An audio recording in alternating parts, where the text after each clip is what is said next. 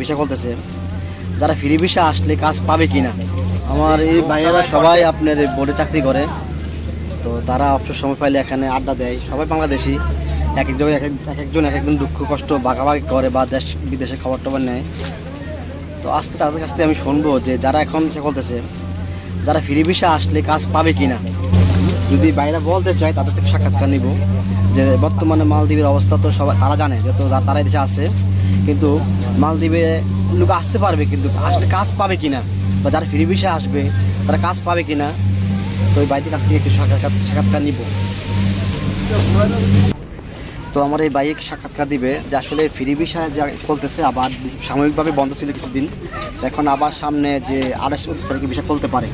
তো খুললে তো অনেকে ফ্রি ভিসা আসবে, কিন্তু ফ্রি ভিসা আসলে তারা কী কী সমস্যা করতে পারে, এবং ফ্রি ভিসায় না আসে তারা যদি কোম্পানির নামে আসে কেমন হতে পারে ভাই একটু বলেন। মূলত ফ্রি ভিসায় আসলে তারা দালালেরা তাদের লাভের কথা চিন্তা ভাবনা করে তারা হয়তো পয়সার জন্য তারা আনবে, কিন্তু যারা আসবে তাদের জিনিসগুলা খতিয়ে দেখে আসা দরকার।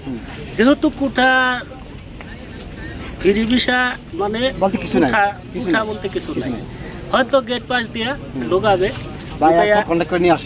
কন্ট্যাক্ট এয়ারপোর্ট কন্ট্যাক্ট করে ঢুকাই আয় না, তাদের 2-1 মাস গেস্ট হাউস ফেস্ট হাউসে বসাইয়া রাইকা খাওয়াইয়া দাওয়াইয়া দালালরা তো নিরুপায়, এরা কাজ দিতে পারে না।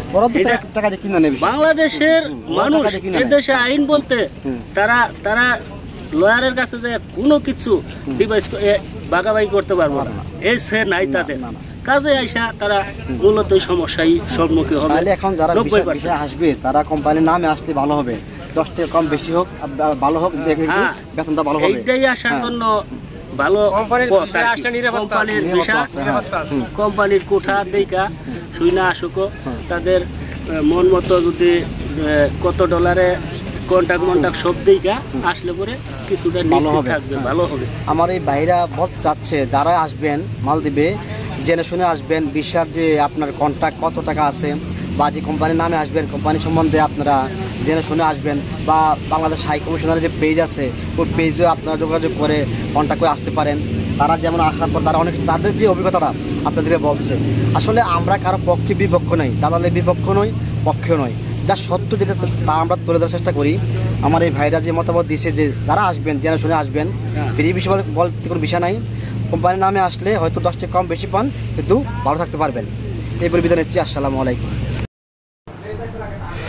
যারা প্রথম আসবেন মালদ্বীপে, আশা করি আমাদের পরামর্শ কিছুটা হলেও আপনাদের উপকারে আসবে, এই বলে বিদায় নিচ্ছি। আসসালামু আলাইকুম।